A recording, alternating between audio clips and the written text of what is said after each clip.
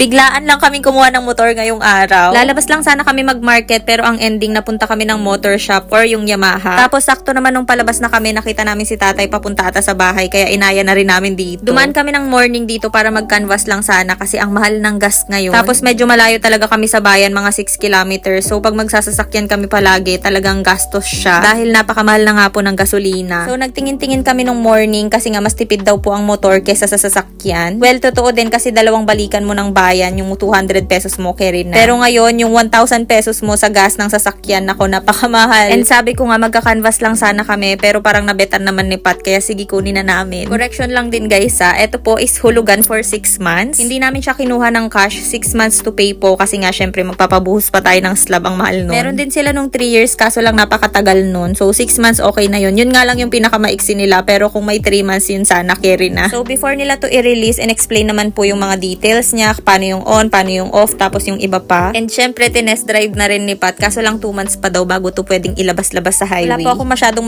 explain sa details ng motor na to dahil wala naman po akong alam sa motor. Pero ayun na nga, ito po yung magiging service namin madalas na ngayon dahil nga napakamahal ng gas. Ayun lang, bye!